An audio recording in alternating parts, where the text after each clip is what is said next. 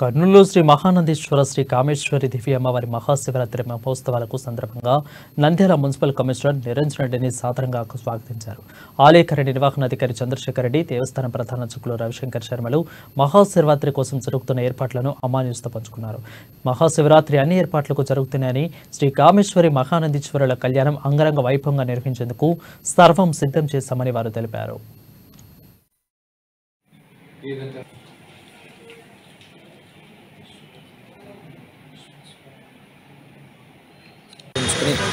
మార్చి 6వ తారీఖు నుంచి 11వ తారీఖు వరకు పాంచాంగిక దీక్షతో బ్రహ్మోత్సవాలు అత్యంత వైభవంగా జరుగుతుంది.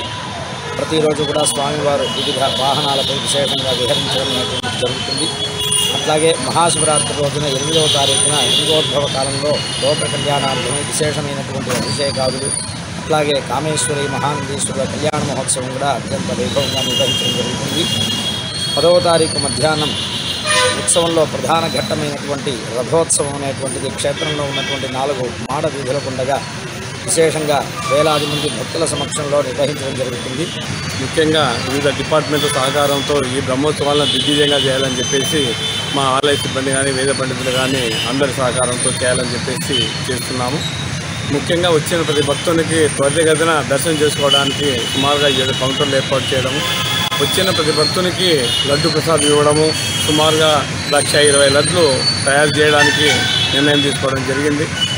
వచ్చిన భక్తునికంతా దాతల ద్వారా మజ్జిగ వితరణ చేయడము, భక్తులకి లైన్లో ఉన్నంత ఓసేపు వాలంటీర్ల ద్వారా మంచినీటి సదుపాయం కానీ, బిస్కెట్స్ కానీ ఏర్పాటు చేయడం జరిగింది. ముఖ్యంగా వృద్ధులకు కానీ, అదేవిధంగా చంటి పిల్లల తల్లులకు వాలంటీర్ల ద్వారా త్వరితగతిన దర్శనం ఏర్పాటు చేయడానికి చర్యలు తీసుకున్నాము. వచ్చిన విఐపీలకు ఎటువంటి ఇబ్బంది లేకుండా సామాన్య భక్తునికి కూడా ఆ విధంగానే చేయడానికి మేమంతా కృషి చేస్తున్నాము. దాతల ద్వారా అన్నదానము చేయడానికి సుమారుగా ఒక 10 నుంచి